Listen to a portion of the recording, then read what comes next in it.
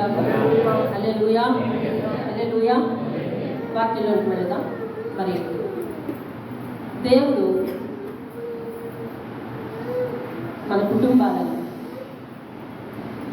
మనకొచ్చే ఆటంకాలను, అనారోగ్యాలను, ఇరుకులను, ఇబ్బందులను, ఇంటిలో మానసిక మనస్పర్ధలను, ఏమండి అన్నిటినీ కూడా దేవుడు తీరుస్తున్నాడు. అవును కదా? తీరుస్తున్నాడా లేదా చెప్పండి. అలాగే నిలబడిపోయాయా? లేవు. ఒకానొక సమయంలో లోతులో ఉన్నట్టు అనిపిస్తుంది మనకి. కొన్నాళ్ళ తర్వాత ఒడ్డుకు వచ్చేస్తున్నాం. అంటే దేవుని చేత రక్షింపబడుతున్నాం. అంతే కదా? అంతేనా? అంతేనా చెప్పండి. ఏది దేవుని చేత రక్షింపబడుతున్నాం అని అందరూ దేవుని చేయి చూపించండి. అంతే, చేయి చూపించండి. అంతే. ఓకే, అందరూ రక్షింపబడుతున్నాం. నేనైతే అనుక్షణము ఆయన సన్నిధి, ఆయన యొక్క సహాయం పొందుతూనే బ్రతుకుతున్నాను. అన్లెస్ నేను లేదు అనిపిస్తుంది. అలాగే ఉంది పరిస్థితి కూడా. భక్తులందరూ, చాలామంది భక్తులు అక్కడ ఆది కాండం మొదలుకొని చివరి వరకు వస్తే వారందరూ కూడా దేవుని మీద పూర్తిగా ఆనుకున్నారు. ఎలాగా? మనం ఆనుకున్నట్టు కాకుండా మనకంటే చాలా స్ట్రాంగ్గా ఆనుకున్నారు. అర్థమైందండి? కొన్నిసార్లు మనకు కష్టం వస్తే సెకండ్ థాట్ వచ్చేస్తుంది. ఏంటో తెలుసా? దేవుడు ఏమన్నా జట్ తీసుకుంటాడా అనిపిస్తుంది. దేవుడేమన్నా వదిలేసినట్టావా అనిపిస్తుంది. అర్థమైందా? దేవుడేమో వదిలేసినట్టావా అనిపిస్తుంది. అసలు సెకండ్ థాట్ లేకుండా అనుకున్నారా? అందుకనే మనకంటే ఎక్కువ అన్నారు. మనకంటే ఎక్కువ శ్రద్ధతో వాళ్ళు దేవుని మీద అనుకున్నారు. వారిలో అందరూ అన్నారు, వాళ్ళందరూ వాయిస్ ఒకలాగే అనిపిస్తుంది. వాళ్ళందరూ అన్నారు, రక్షిస్తే రక్షించు, లేకపోతే ఈ జీవితాన్ని ముగించేస్తాము, కానీ నీవు సహాయం చేయలేదన్న మాట మాత్రం మాట్లాడమన్నారు. అంతే. దేవుని స్తోత్రం. హల్లెలూయా. వారందరి తీర్మానం కూడా కష్టాలు వచ్చినప్పుడు వెంటనే ఆకాశం తెసి చూశారు.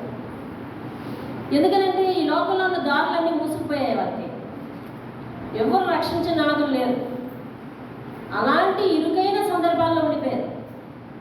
ఈరోజు నీకు కష్టం వస్తే నువ్వెవరిని అడగకపోయినా ఎంతో కొంత సహాయం చేస్తారనే సంఘం ఉంది, లేకపోతే ఇరుగు పొరుగు ఉన్నారు, లేకపోతే ఇంతమందిని చూపిస్తున్నాడు దేవుడు. మనం వెళ్ళి అడుగుతామా అడగమా అన్నది సెకండరీ. అది కానీ వాళ్ళ జీవితంలో అలాంటి దారులు కూడా మూసిపోయాయి. అలాంటి సందర్భాలలో వాళ్ళు దేవుడిని ఎలా పొగుడుతున్నారో తెలుసా? యెషయా గ్రంథం 40వ అధ్యాయము, యెషయా గ్రంథం 41వ అధ్యాయం తీసేయాలి, తొక్కేస్తున్నారు. యెషయా గ్రంథం 40వ అధ్యాయము 29వ వచనం అంటున్నారు వాళ్ళు, సొమ్మసిల్లు వానికి బలమిచ్చువాడు ఆయనే, శక్తిహీనులకు బలాభివృద్ధి కలగజేయవాడు ఆయనే. ఎవరైనా దేవుడు. దేవుని స్తోత్రం. హల్లెలూయా. ఎలాగంట? సొమ్మసిల్లిన వారికి దేవుడి వాక్యం చేత నిన్ను నన్ను బలపరచుగాక. ఆమేన్. సొమ్మసిల్లిన వారికి ఆయన ఎవరంటండి? బలమిచ్చువాడు. ఎవరైనా బలమిచ్చువాడు. కష్టాలు మనల్ని బలహీనుల్ని చేస్తాయి. అవునా? శ్రమలు వచ్చినంటేనే మనసులో సహజంగా వచ్చేది పిరికితనం. ఈ పిరికితనం మనల్ని ఏం చేస్తుంది తెలుసా? శక్తిహీనుల్ని బలహీనుల్ని చేసి, శక్తి పోయిందంటే ఏమవుతాం? సొమ్మసిల్లిపోతాం.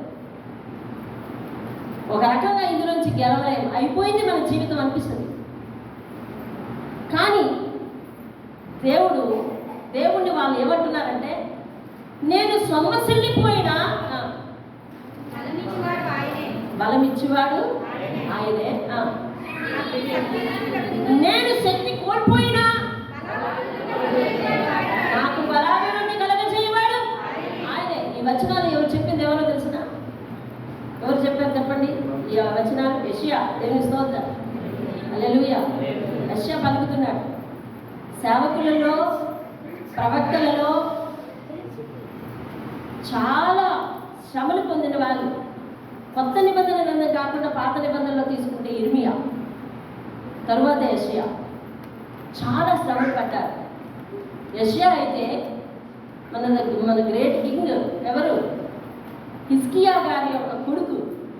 మనష్షే పరిపాలన కాలంలో దేవుని యొక్క పరలోక రాజ్య సువార్త చేస్తున్నందుకు, వారి పాపాన్ని ఖండిస్తున్నందుకు మనష్షే చేతిలో, మనష్షే హయాంలో, అధికారంలో రంపాలతో కోయబడి చంపబడ్డవాడు యెషయా.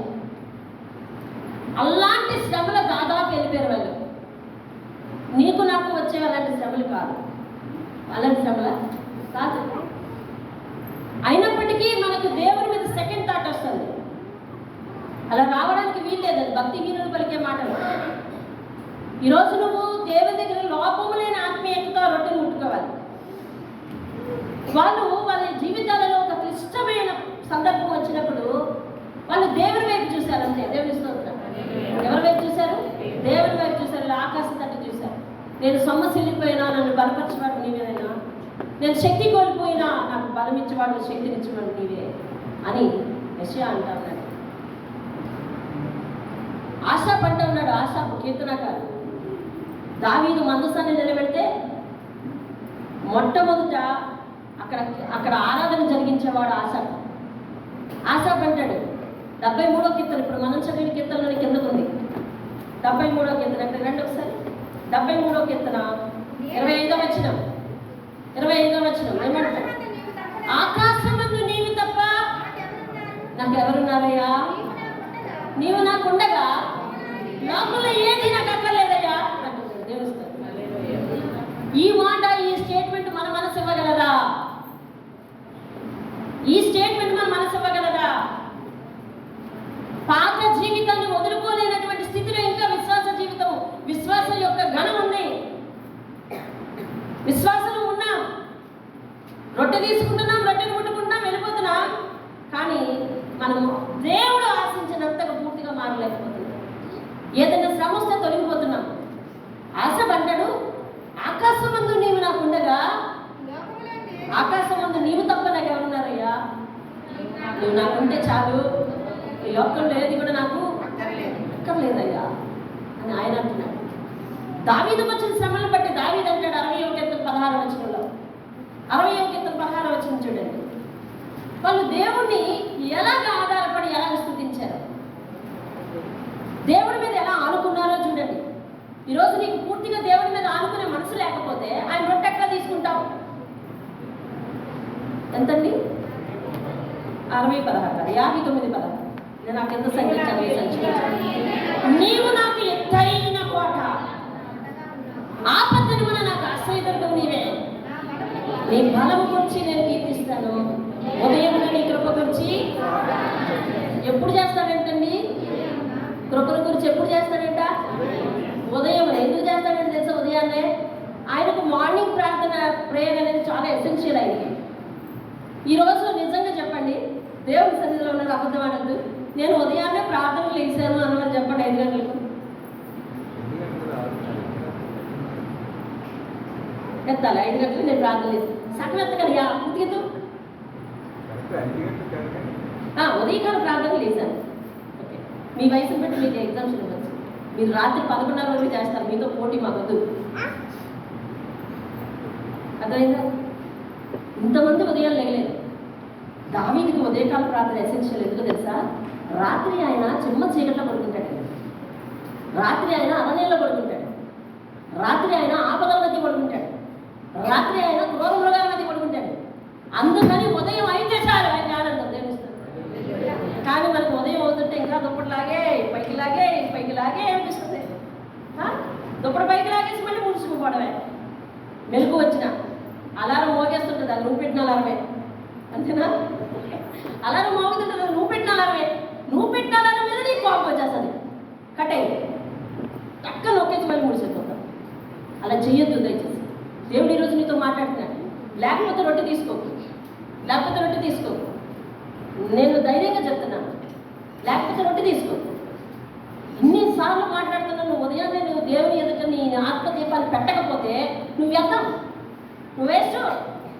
రాత్రంతా దేవుడు ఆగమరిచి పడుకుంటే ఆపద నుంచి నీకు కాలేదా, నిన్ను కాచుకోలేదా? ఆయన నీకు ధైర్యం, ఆయన నీకు బలం, ఆయన నీకు ఆశ్రయం, నీకు కనిపించినటువంటి రక్షణ కోట. ఆయన చెప్తున్నాడు, దావీదు అంటున్నాడు, నాకు ఎత్తైన కోట నువ్వే, శత్రువుల దగ్గర రాదు, జంతువులు రావు నా దగ్గరికి భయం రాదు అంటున్నాడు. దేవుని స్తోత్రం కలుగుతుంది. హల్లెలూయా. ఆయన వర్ణించడంలో ఒక డెప్త్ ఉందండి. ఎందుకో తెలుసా? రాత్రంతా ఇటు చూడండి. దయచేసి మనము పెద్ద పెద్ద మైక్ సెట్లు మోగుతుంటేనే వాక్యం అన్నవాళ్ళం. ఈ రోజు ఇలాంటి చిన్న చిన్న వాటికి మీరు అటువైపు దృష్టి పెట్టచ్చు. అర్థమైందా? వినండి. రాత్రంతా ఆయన చుట్టూ ఎవరు కాపులు లేరు.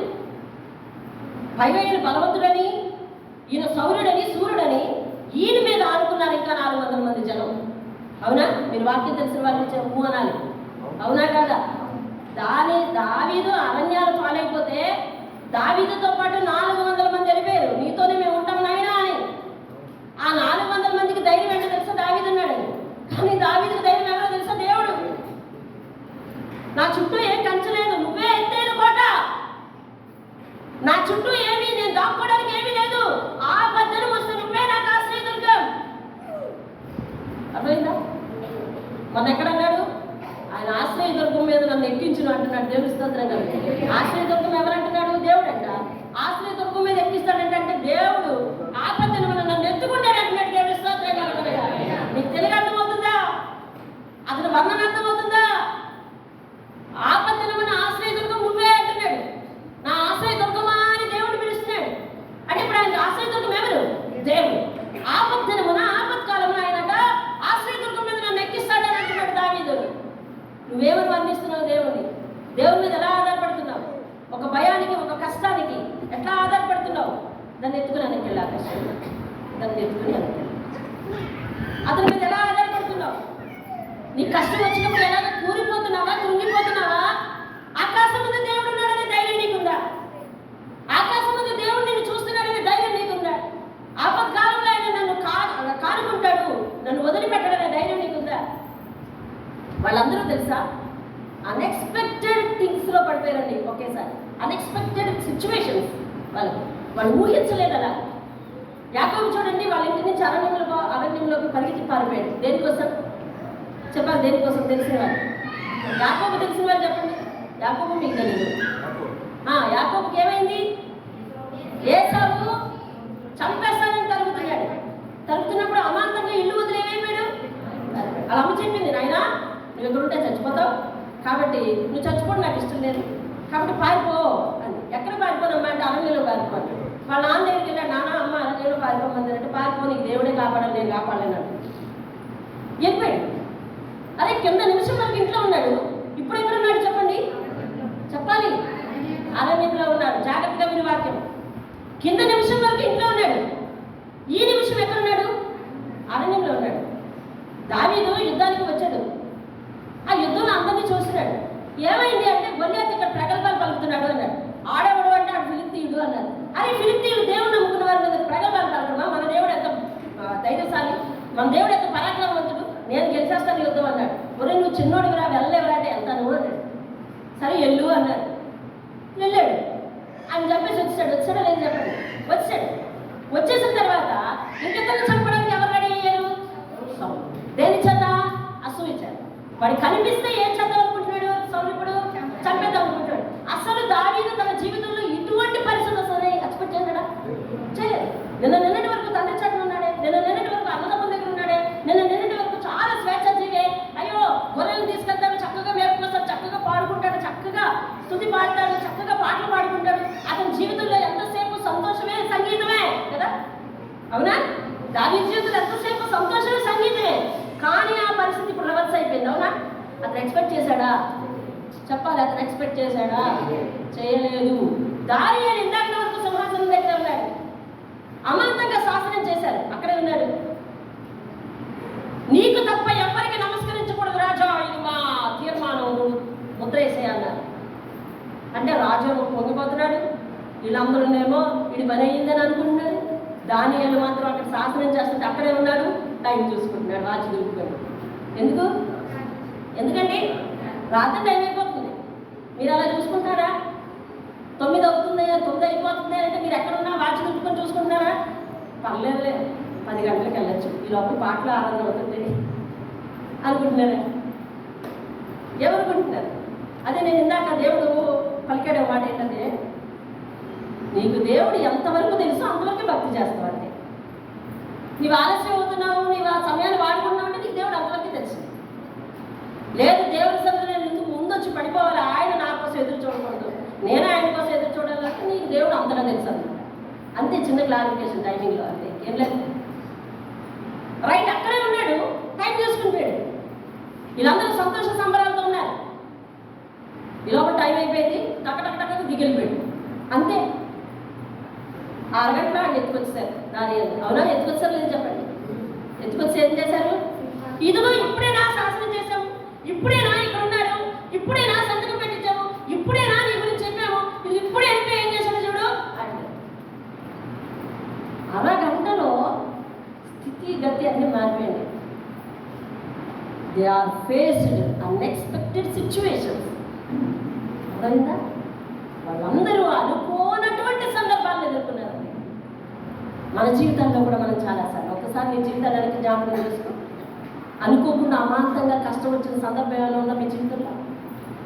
అనుకోకుండా అమాంతంగా కష్టం వచ్చిన సందర్భం ఏమైనా ఉందా? ఆ రోజు యాకోబు అరణ్యంలో ఉండి ఆకాశం కింద చూశాడు, దావీదు అరణ్యంలో ఉండి ఆకాశం కింద చూశాడు, దానియేలు సింహంలో ఉండి పైకేసి వస్తున్నాడు. ఎందుకంటే ఓపిక ఇక్కడే ఉంది, వెళ్ళాలంటే ఇటే వెళ్ళాలి, ఇక అటేసి వస్తున్నాడు, దేవునికి వేసి వస్తున్నాడు. నీకు కష్టం వచ్చిన సందర్భం ఉందా? అమాంతంగా రోడ్డును పడ్డ సందర్భాలు ఉన్నాయా? అప్పుడు దాకా ఇంట్లోనే, ఆ నిమిషంలోనే బయట, ఇలాంటి సందర్భాలు మీ జీవితంలో ఉన్నాయా? ఒకనొక సందర్భంలో ఒక రాత్రి మీద చందుకు గుండె నొప్పి వస్తే ఇటు ఆ హాస్పిటల్కి, ఇటు ఈ హాస్పిటల్కి, ఆ హాస్పిటల్కి, ఈ హాస్పిటల్కి జాషువా తిప్పుతున్నాడు. ఈ లోపల ఒకరు జాయిన్ అయ్యారు, కృష్ణ, బాలు, వీళ్ళందరూ జాయిన్ అయ్యారు. చివరికి ఇక్కడెక్కడ కుదరదు, వైజాగ్ తీసుకెళ్ళిపోలేని అన్నారు. కారుని తీసుకొచ్చారు. కారుని తీసుకొచ్చేసరికి ఈయన బండి మీద హాస్పిటల్ నుంచి తీసుకొస్తున్నారు. 2 ఎక్కడ ఉప్మాక ఆర్చి చూసారా? ఉప్మాక ఆర్చి డౌన్లోని కలుసుకున్నాయి. వెంటనే ఇతను కారు ఎక్కించండి అన్నారు. ఆ కారు ఎక్కలేనటువంటి నొప్పిలో అయినట్టు, ఎక్కలేనటువంటి స్థితి. నా 2 పిల్లలు ఇంక ఇల్లు వదిలి మేము 3 వచ్చేసాం. అక్కడికి వచ్చేసేసరికి కృష్ణ కారు ఎక్కేశాడు. ఆ కారు డ్రైవర్ మనకు తెలిసిన నాన్న ఎక్కేశాడు, జాషువా ఎక్కేసేట్టున్నాడు, ఏమో తెలియదు, గుర్తులేదు, బాలు ఎక్కేశాడు, అందరూ ఎక్కేశారు. ఇక మనవాళ్ళు ఎవరు లేరు అక్కడ. కారు ఏమో ఎమర్జెన్సీకి వెళ్ళిపోవాలి. అక్కడ డాక్టర్ ఫోన్ చేస్తే ఆ డాక్టర్ ఫోన్ అయితే రాత్రి పూట తీసుకొచ్చేయండి అని చెప్తున్నాడు. తీసుకెళ్ళిపోయారు. నిజంగా తెలుసా టైం ఎంతో తెలుసా? 1:50 దాటింది. చింపతి చీకటండి. ఎక్కడున్నానో తెలుసా నేను నా పిల్లలతో? ఎక్కడున్నానో తెలుసా నేను నా పిల్లలతో? నా పిల్లలతో నేను ఎక్కడున్నానో తెలుసా? ఆర్చి డౌన్ దగ్గర ఉన్నానండి, చిమ్మ చీకట్లో. కారు వెళ్ళిపోయిన తర్వాత అర్థమైంది నేను ఇక్కడే ఉన్నాను. నేను రోడ్డు మీద ఉన్నానండి. అరగంట క్రితం ఇంట్లో ఉన్నాను కదా, ఆ అరగంట క్రితం పడకల మీద చక్కగా ఉన్నాను కదా, మొత్తంగా పడుకున్నాను కదా. అరగంటలో నా స్థితిగతులు మారిపోయండి. ఇంట్లో ఉండాల్సిన ఈదులోకి వచ్చానండి. నాయనా నీవు తప్ప నాకెవరు లేరు. అంటే ఎన్నో సిచ్యువేషన్స్ అండి, ఎన్నో సిచ్యువేషన్స్. మనమందరికీ సంఘానికి ఒక ఎక్స్పీరియన్స్ ఉంది. 350 ఆత్మీయ అభివృద్ధి కొడుకులు పెట్టుకున్నప్పుడు మా ఉప్పు పట్టేసి శుభ్రంగా కారు ఉప్పు. సాయంత్రం 6 గంటలకు మేము ప్రార్థన ప్రారంభించాలి. శుభ్రంగా మబ్బు పట్టేసింది. ఇక తప్పదు, తడిచి ముద్దైపోవడం తప్పదు, ప్రోగ్రామ్ క్యాన్సిల్ తప్పదు. అలాంటి సందర్భంలో ఆకాశం చేసి చూడటం, గమనిస్తులందరూ రవి అయితే ఏడ్చేసాడు. వీళ్ళందరూ కూడా బెంబేలైపోతున్నారు, ఏడుస్తున్నారు, ప్రార్థన చేస్తున్నారు. అక్కడే ఎవరెళ్ళో వాళ్ళే ప్రార్థన చేస్తున్నారు. అయ్యా ఏంటి పరిస్థితి అని ప్రార్థన చేస్తున్నారు. అలాగే చీకటి అయిపోయింది, 6 అయిపోతుంది. కానీ చల్ల గాలి ఫాస్ట్గా వచ్చేస్తుంది, జంటలు ఎగిరిపోయే పరిస్థితి వచ్చేస్తుంది.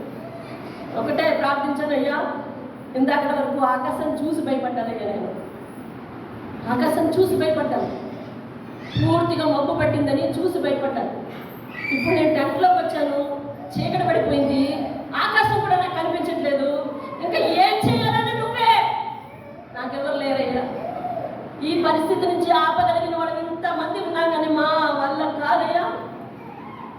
రక్షించవలసిన వాడివి నీవే, నువ్వే మమ్మల్ని ఏం చేస్తావు అని ఆయన మీద ఆధారపడిన క్షణం దబా దబా దబా దబా ఒక్క సెకండ్, ఒక్క నిమిషం కురిసిందండి. ఒక్క నిమిషం కురిసింది అంతే. అలా వచ్చి భయపెట్టి అలా ఆగిపోయినట్టు ఆగిపోయిందండి. నిజంగా వర్షం ఆగే పరిస్థితి కాదు. ఇక్కడ ఉన్న వాళ్ళందరూ సాక్షులు. ఎంతమంది సాక్షులు చేతులెత్తండి ఆ పరిస్థితికి? ఎంతమంది సాక్షులు? ముట్టికెత్తమ్మా, కొత్తలు తెచ్చింది అంతమంది సాక్షులు. ఒక్క నిమిషమే కురిసింది, ఆగిపోయింది. వెంటనే ఇక్కడి నుంచి ముద్దనపురం నుంచి అక్కడ వర్షం, ఇక్కడి నుంచి అక్కడ నుంచి అక్కడ వర్షం. మా కార్యక్రమం జరుగుతున్నంతసేపు కురుస్తూనే ఉంది వర్షం. మనకి మన ప్రార్థనకి రావాల్సిన వాళ్ళు అక్కడి నుంచి తడిసి మొత్తం కూడా వచ్చిన వాళ్ళు ఉన్నారు.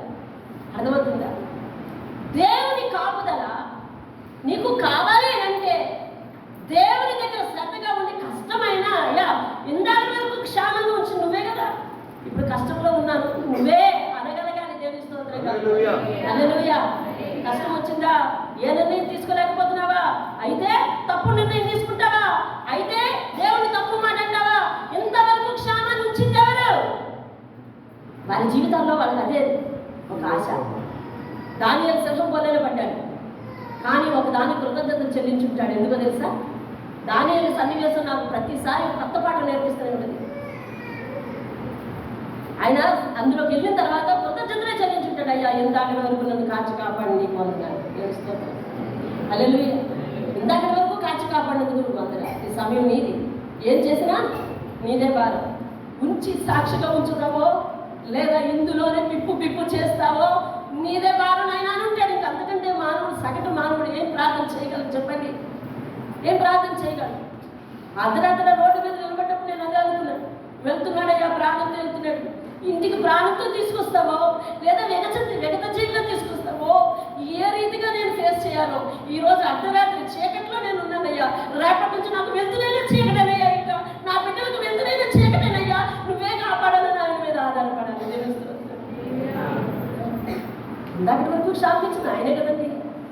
ఇప్పుడు కష్టంలో పడ్డామని చెప్పి వెంటనే దేవుని వేలెత్తి చూపించే భక్తిహీనత మనకు ఉండడానికి వీలు. శ్రమలు, సోదరులు, ఇరుకులు, ఇబ్బందులు, కష్టాలు వస్తే రావచ్చు, కానీ అందులో దేవుడు చెయ్యి విడిచిపెట్టడు. దేవుడి స్తోత్రం కలుగుతుంది. ఆయన చెయ్యి విడిచిపెట్టడు. వాళ్ళందరూ అంటూ ఉన్నారు. దావీదు అంటాడు 18వ కీర్తన 31వ వచనం ఏమంటాడు చూడండి. 18వ కీర్తన, యెహోవా తప్ప దేవుడేడి, ఆయన తప్ప నాకు ఆశ్రయదుర్గం ఏది అంటా ఉన్నాడు. దేవుడి స్తోత్రం కలుగుతుంది. నాకు ఈరోజు కష్టం వచ్చింది, ఆయన తప్ప దేవుడేడండి, ఆయన తప్ప నాకు ఆశ్రయదుర్గం ఏదండి, ఆకాశం ముందు నేను ఉంటుండగా నాకు ఎవరైనా అవసరం లేదయ్యా, నేనేం అవ్వను అంటే ఉన్నాడు. దేవుడి స్తోత్రం కలుగుతుంది. హల్లెలూయా. నరులు నన్ను ఏం చేస్తారయ్యా, నీవే నాకు ఆధారంగా ఉన్నప్పుడు నన్ను ఏం చేస్తారయ్యా వాళ్ళు అని అంటూ ఉన్నాడు. దేవుడి స్తోత్రం కలుగుతుంది కాక. కొత్త నిబంధన గ్రంథంలో పౌలు అంటున్నాడు, అదే బ్రతికితే నీకోసం బ్రతుకుతానయ్యా, చచ్చిపోతానయ్యా, అంతేగాని నీకు విరుద్ధంగా మాత్రం ప్రవర్తించనయ్యా అంటూ ఉన్నాడు. దేవుడి స్తోత్రం. ఎవరికి విరుద్ధంగా ప్రవర్తించకూడదండి? దేవుడికి. ఈరోజు క్షేమంగా ఉన్నావా? ఈ క్షేమం ఎవరిచ్చింది? అందరూ అంటున్నావా? చర్చిలో మనందరికీ భక్తి ఎక్కువ, ఎందుకంటే పక్కోళ్ళు వీళ్ళు వీళ్ళు ఏమనుకుంటారో భక్తి చేసేస్తాం. అలా కాదు. క్షేమం ఇచ్చింది ఎవరండి మనకి? కష్టాల నుంచి దాటించింది ఎవరండి? రేపు కొత్త కష్టం వస్తుంది ఆయనకు తెలీదా? చెప్పాలి. కొత్త కష్టం వస్తే ఆయనకు తెలీదా? అయితే కిందటి వరకు క్షేమం వచ్చినందుకు కృతజ్ఞతలు తెలియచేవా? కష్టంలో పడేసాడు, ఎందుకు పడేస్తున్నామని ప్రశ్నిస్తావా? వాళ్ళందరూ ఆనుకున్నారండి. దేవుని స్తోత్రం కలుగుతుంది. యాకోబు అంటాడయ్యా, అరణ్యంలో అనుకోకుండా పడిపోయినయ్యా, ఇందాకటి వరకు నా తల్లి చాటును ఉన్నాను, తండ్రి చాటును ఉన్నాను, అనుకోకుండా అరణ్యంలో వచ్చాను. నాకు తెలియదు, నేను ఇంటికి చిన్నోడిని. ఇంటికి చిన్నోడేనా? చిన్నోడిని. ఇప్పుడు నేను నా సొంతంగా నేను బ్రతికించుకోవాలి. నా వల్ల కాదు, నాకు అట్టి జ్ఞానం లేదు. ఇదిగో నీ మీద అనుకుంటున్నాను. నువ్వు నా తిండి ఇంటికి క్షేమంగా చేరిస్తే, అమ్మా వినాలి, నిద్ర వచ్చేవాడు తెలుస్తావు, వినాలి కదా. ఈ సమయంలో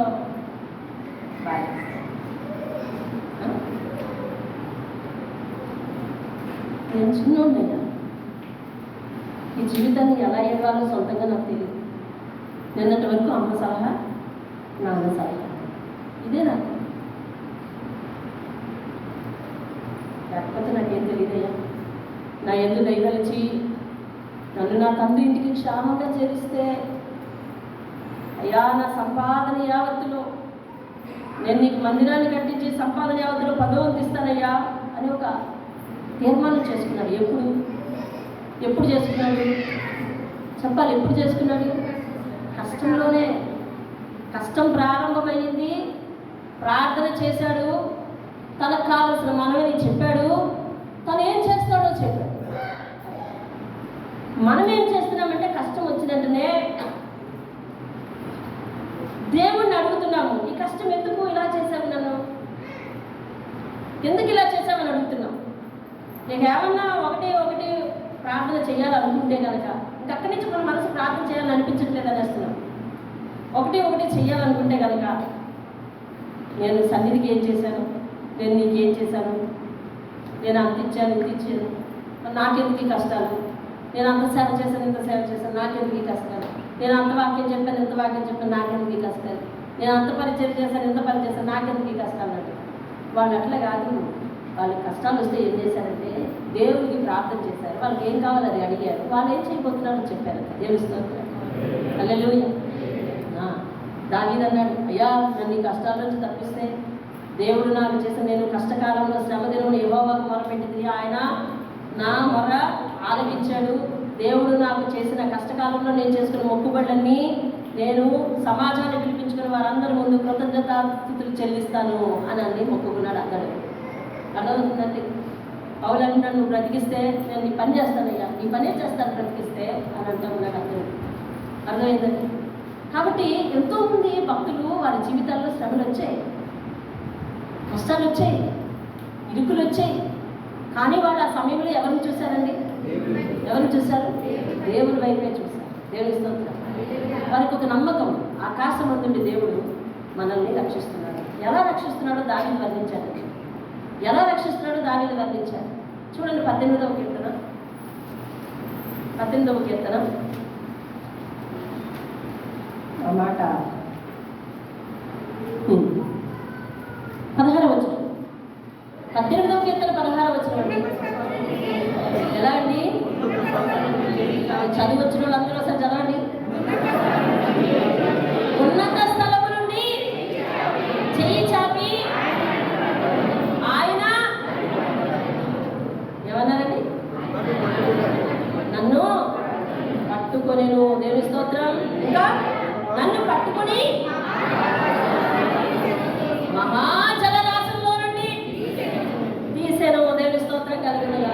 హల్లెలూయా. ఎక్కడి నుండి చేయి చాపాడంట? ఉన్నత స్థలములు అంటే ఏంటి? ఆకాశం. ఉన్నత స్థలములు అంటే ఏంటి? ఆకాశం. ఆకాశంలోంచి దేవుడట చెయ్యి చాపి భూమి మీద నువ్వు కష్టాల్లో ఉన్న నిన్నంట ఏం చేశాడంటండి? చెప్పాలి, ఏం చేశాడంట? పట్టుకున్నాడంట. మహాజలరాశులు వంటి కష్టములో నుంచి. మహాజలరాశులు ఎక్కడున్నాయి? సముద్రం. మహాజలరాశుల్లో అంటే ఎక్కడ? సముద్ర అగాధంలో నుంచి. అంతే కదా. ఇప్పుడు దేవుడు ఎక్కడి నుంచి ఎక్కడ చేయి చెప్పాడు? గౌరవం చెప్పాడు. ఆకాశంలో నుంచి. అంటే ఆయన చెయ్యి అంత పెద్దదో చూడు. ఒకసారి ఊహించండి, ఆయన చెయ్యి అంత పెద్దదో. విన్నావమ్మా బాబు?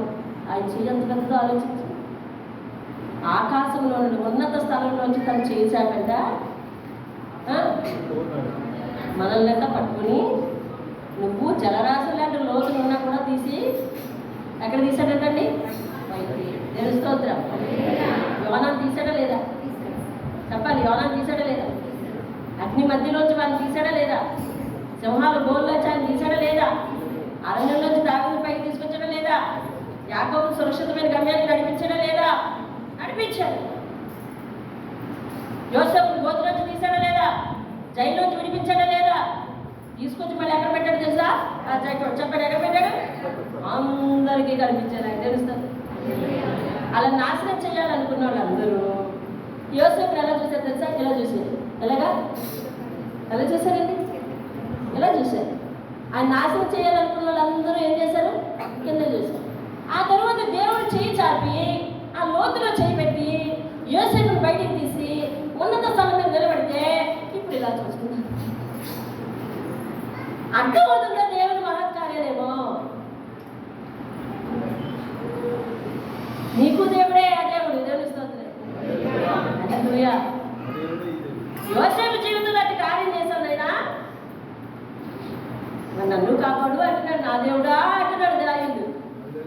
వాళ్ళకే దేవుడేమనుకో, నా దేవుడు నువ్వు కూడా అంటున్నాడు. దేవుని స్తోత్రం. దేవుని హృదయానికి హత్తుకుని ఆరాధించడం నేర్చుకోవాలండి.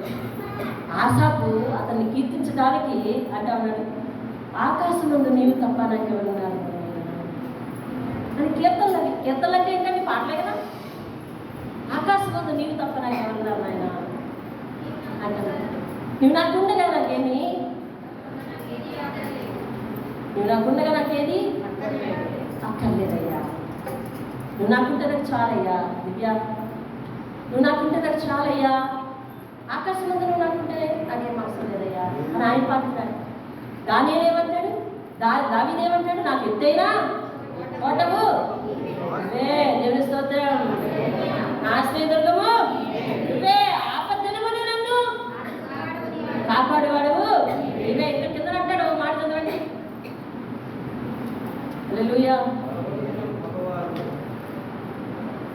కింద ఏమంటాడండి, ఎక్కడ చదివామది మర్చిపోయారా? చదవండి. బలవంతులకు పగవారు, నన్ను ద్వేషించేవారు కాదు 16:59-16 నాకు ఎత్తైన కోటగా ఉన్నావు, ఆపత్తినమున నాకు ఆశ్రయముగా ఉన్నావు. నీ బలమును గురించి నేను కీర్తించదను. ఉదయమున నీ కృపను గూర్చి ఉత్సాహగానము చేసేదను. దేవుడు నాకు ఎత్తైన కోటగా ఉన్నాడు, కృపగల దేవుడుగా ఉన్నాడు నా పరమా. దేవుని స్తోత్రం. ఎవరిని కీర్తిస్తానంటారండి? దేవుడిని కీర్తిస్తానంటారు. ఒక్కొక్కడు భక్తులు వారి వారి హృదయ ఆలోచన బట్టి దేవుడిని వర్ణించాడండి. దేవుని స్తోత్రం. నువ్వు మాత్రం కష్టం వస్తే ఆయన దూషించేదానిగా ఉండకూడదు, ఆయన అనుమానించేదానిగా ఉండకూడదు. దేవుని స్తోత్రం. హల్లెలూయా. ఓ భక్తుడు అంటాడు, నీ కను చూపుతో నన్ను కాచుతున్నా నాకున్న ఓ ధైర్యమా, నీ మాటతో నన్ను బలపరచుచున్నా నాకున్న ఆధారమా. నీ కను చూపుతో నన్ను కాచుతున్నా నాకున్న ఓ ధైర్యమా, నీ మాటతో నన్ను బలపరచుచున్నా నాకున్న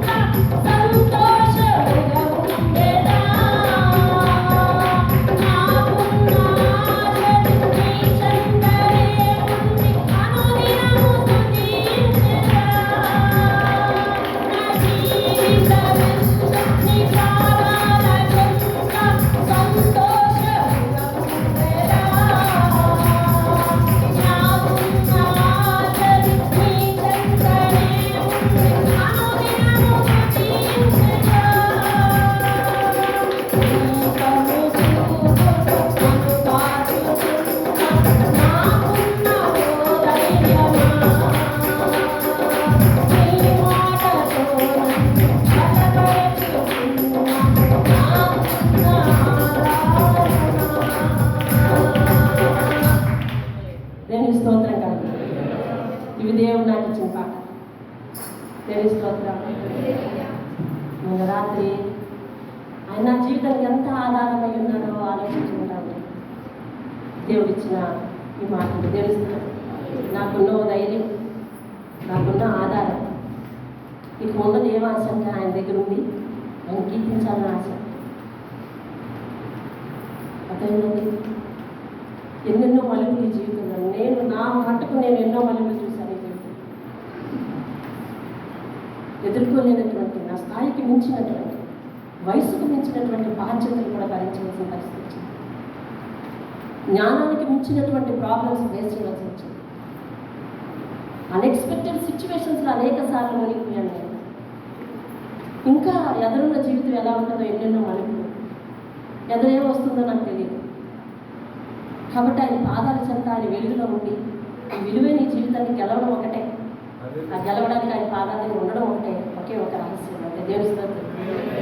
ఆ మాట, ఆ పాట నాకు ఇచ్చాడు. దేవుని స్తోత్రం కలిగి ఉంది. మా సంగీత విద్వాంసులు చెప్పాను, నేను ఇలా పాడేస్తాను, మీరు అలా కొట్టేయాలని దేవుని స్తోత్రం. బాగా కొట్టారా? బాగా కొట్టారా? దేవుని స్తోత్రం. ఆయన ధైర్యం కావాలి.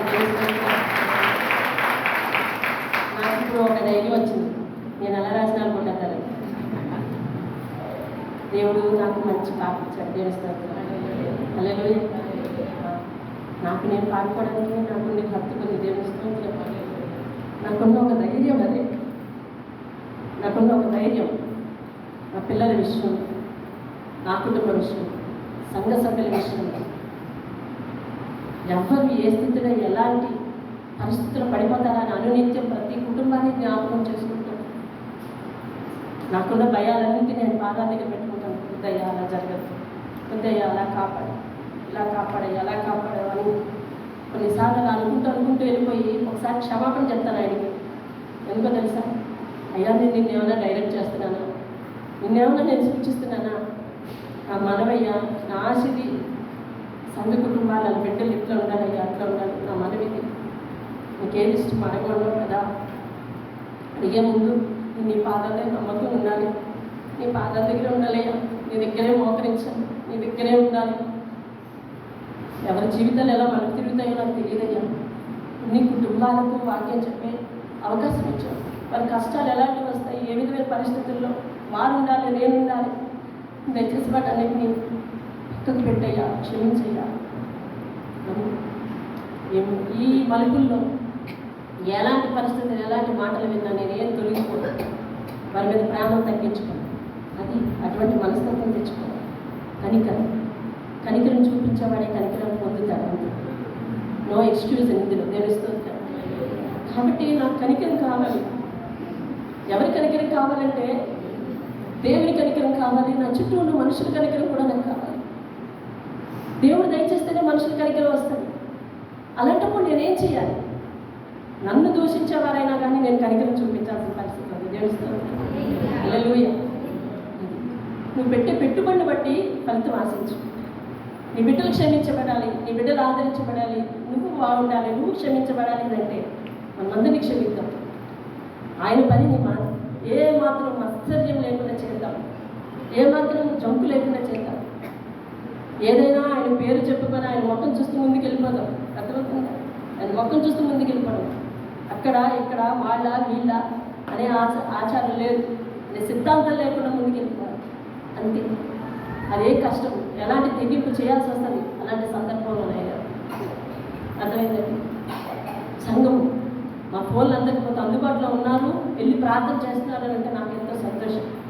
ఆమె రాత్రి ఆ విషయం చెప్పిన తర్వాత ఎవరికొరు ప్రార్థన అందింది అని నేను సంతోషపడ్డాను. మీకే తెలుసు మీ మనసులో. చాలామంది సేవకులు నువ్వు ప్రార్థన చేయడం ఏంటి, నువ్వు దేవుడువా, నువ్వు పాస్టర్ వాళ్ళు అడుగుతారు. వద్దు, దేవుడు మనందరికీ అధికారం ఇచ్చాడు. ఆయన సేవ చేద్దాం, అందరికీ అందుబాటులో ఉందాం. అట్లా సేవకులు లేని సమయంలో, సేవకులు ఫోన్ అందరి సందర్భంలో నువ్వు వెళ్ళి ఆదుకోవాలి, నువ్వు వెళ్ళి ఆ పని చేయాలి, నువ్వు వెళ్ళి ప్రార్థన చేయాలి, నువ్వు వెళ్ళి అవసరం తీర్చాలి, నువ్వు వెళ్ళి అక్కర్ని తీర్చాలి. అంత మనసు నీకు ఉండాలి. ఎందుకంటే ఆకాశంలో దేవుడు ఉన్నాడు. అన్నీ నీ క్రియలన్నీ చూసే దేవుడు అతడు ఉన్నాడు. తెలుస్తుంటాడు. అతను నీ ప్రతి అవసరం తీర్చగలడు. నీ విషయంలో ఆయన మహాజలరాశులలో నుండి చెయ్యి చాపి నన్ను పైకి తీశాడంటే దేవుని స్తోత్రం కలిగింది. హల్లెలూయా. నీ పరిస్థితి పైన ఉండాలి అని అంటే నువ్వు కిందకి దిగిపోవాలంటే దేవుని స్తోత్రం కలిగింది. హల్లెలూయా. మన పరిస్థితి పైన ఉండాలంటే మనం తగ్గించుకోవాల్సింది అంతే దేవుని స్తోత్రం కలిగింది. మన పరిస్థితి పైన ఉండాలంటే మనం దేవునికి సాగిలపడాలంతే దేవుని స్తోత్రం. దేవుడికి నీ జీవితంలో ఎంత సమయం ఇస్తావో దేవుని హృదయంలో నీకు అంత చోటిస్తాడు అంతే దేవుని స్తోత్రం కలిగింది. దేవుని కొరకు నీ కష్టముని ఎంతగా వెచ్చిస్తావో దేవుడు తన యొక్క దృష్టిని నీ కోసం అంతగా వెచ్చిస్తాడు అంతే దేవుని స్తోత్రం. హల్లెలూయా. అయితే నీ కొలతకు తగినట్టు కాదు సుమా కొలత. నీ కొలత వేరు, ఆయన కొలత వేరు. అంతేనా? నా గుప్పులు ఇంతే, మీ గుప్పులు ఎంత చెప్పండి చెప్పండి. మీ గుప్పులు ఎంత? చాటంత ఉంది ఏంటంటే లేదు కదా, లేదు కదా, కనీసం చిన్న చాటంత కూడా లేదు. ఏది రవి నీ గుప్పులు చూపించు. ఆ గుప్పులతో కదా అందరు పెడుతున్నావు. దేవుని గుప్పిలు కానీ ఇప్పాడంటే ఉప్పి తప్పిపోతుంది. దేవుని స్తోత్రం. హల్లెలూయా. దేవుని స్తోత్రం. ఆయన గుప్పిలు విప్పితే కొరత లేదండి. ఆయన గుప్పిలు విప్పితే చాలు నాయన అనాలండి. దేవుని స్తోత్రం. అనిపిస్తాడు నీ నోటి చేత. దేవుని స్తోత్రం. ఈరోజు ఏ సంతోషం కొరతగా ఉన్నావో, ఏ తలాంత కొరతగా ఉన్నావో, ఏ దీవెన కొరతగా ఉన్నావో, ఏ ఆశీర్వాదం కొరతగా ఉన్నావో అది దేవుని దగ్గర పెడితే చాలైనా చాలు చాలు చాలు అనిపిస్తాడంటే దేవుని స్తోత్రం. హల్లెలూయా. అలాగే ఎన్నోసార్లు అన్నాను నేను, చాలు చాలయ్యా చాలయ్యా ఇంకా చాలయ్యా ఇంకా చాలు అన్నాను నేను చాలాసార్లు. ఒకప్పుడు కావాలయ్యా నాకు ఎలా వస్తుందయ్యా అనే జీవితం ఇప్పుడు చాలయ్యా అనే స్థితికి తీసుకొచ్చాడు దేవుని స్తోత్రం. చాలు, ఆయన ఇచ్చాడు ఈ భాగ్యం చాలు, ఆయన పని చేయించుకుంటున్నాడు ఈ భాగ్యం చాలు, పిల్లల్ని సజీవంగా ఉంచాడు చాలు, ప్రయోజకం చేస్తున్నాడు చాలు, సంఘమును అన్ని విధాలు అభివృద్ధి చెందిస్తున్నాడు చాలు, వారి కుటుంబాల్లో వారి సంతోషంగా ఉండగలుగుతున్నారు చాలు, పడినా లేస్తున్నారు చాలు, పడినా ధైర్యంగా ఉంటున్నారు చాలు, వాక్యం మీద నిలబడుతున్నారు చాలు, వాక్యాన్ని పాటించి దేవుని దగ్గర సాగిలపడి దేవునికి వారికి వారు సమర్పించుకొని దేవుని దగ్గర వారి భక్తి పనులను నిలవగలుగుతున్నారు. ఈ మాటలు విని దేవుడు పలికించే మాటలు విని చాలు. దేవుని స్తోత్రం. హల్లెలూయా. భక్తి జీవితంలో ఒక్కొక్కరి జీవితాల్లో విప్లవం వచ్చినట్టుగా వచ్చిందండి దేవుని స్తోత్రం. ఒకప్పుడు వాళ్ళ దేవుని దగ్గర విశ్వాస జీవితంలో చచ్చిన వారిగా ఉండేవారు. అవునా కదా? చెప్పండి, అవునా కదా? దేవుడు అంటే తెలియని వారుగా, దేవుని విశ్వాసంలో చచ్చిన వారిగా ఉండేవారు. కానీ ఈరోజు అదే విశ్వాసంలో వారు దేవుని కొరకు పరుగులు పెట్టే స్థితిలోనికి దేవుడు తీసుకొచ్చాడు. చాలు. దేవుని స్తోత్రం. హల్లెలూయా. అందరము కుటుంబంలో, సంఘ కుటుంబంలో అందరూ కూడా దేవుని కొరకు అలా పరుగులు ఎత్తేవారు అయి ఉండాలి. దేవుని స్తోత్రం. అతి కృప దేవుడు మీకు అనుగ్రహించిందిగా. మోకరిద్దాం, రొట్టెలు తీసుకుందాం.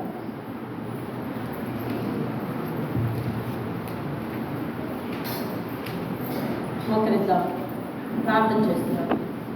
పరిశుద్ధురానికి వందనాలు. మా జీవితం ఎన్నెన్నో మలుపులైనప్పటికీ, అన్ఎక్స్పెక్టెడ్ సిచ్యువేషన్స్, అనుకోని పరిస్థితుల్లో మేము కూరుకోవలసిన పరిస్థితి వచ్చినప్పటికీ ఆకాశమందు నీవు ఉన్నావు, నాకు ఎత్తైన కోటగా ఉన్నావు, ఆపద్దినమున ఆశ్రయదుర్గమై ఉన్నావు, నా బలమైన నా దేవుడు నన్ను సాక్షిగా నిలబెడతాడనే నిరీక్షణ మా అందరి విషయంలో దయచేయమని ప్రార్థన చేస్తున్నాను. మీ కృప అందరి మీద ఉంచండి. భక్తి జీవితంలో అందరినీ ఫలింపచేయండి. శ్రమ వచ్చినప్పుడు వారి విశ్వాసం వేయడానికి వీల్లేదు. శ్రమ కలిగినప్పుడు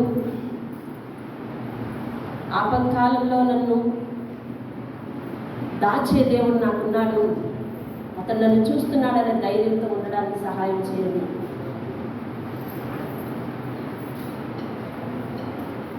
కష్టం వచ్చినప్పుడు, నష్టం వచ్చినప్పుడు నీ మీద సంపూర్తిగా అనుకుని ఇంకా చేరువుగా వచ్చే స్థితి దయచేయాలి.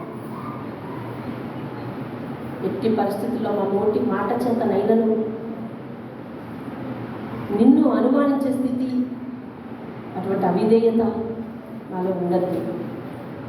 నువ్వు ఏ మాట అయితే చెప్తున్నావో ఆ మాటను పాటించడం కోసం మా మనసు ఒప్పుకోకపోయినా కిందకి దిగడానికి సహాయం చేయను నాయన. మా మనసును నీ మాట వినమని నేర్పుకునే స్థితి మాకు దయచేయండి. మా మనసును నీ మాట వినమని నేర్పుకునే స్థితికి దయచేయండి. లేదంటే మీ ఆశీర్వాదాలను మేము వారసులు కాలేదు. అటు స్థితి మందరికి దయచేయండి. మీ నామాన్ని మనం తెచ్చుకోండి. మహిమా ఘనత ప్రభావం మీరు పొందండి. యేసయ్య అతి శ్రేష్టమైన నామంలో బ్రతిమాలుకుని అడిగి వేడుకుంటాం. ఆమేన్. ఆమేన్.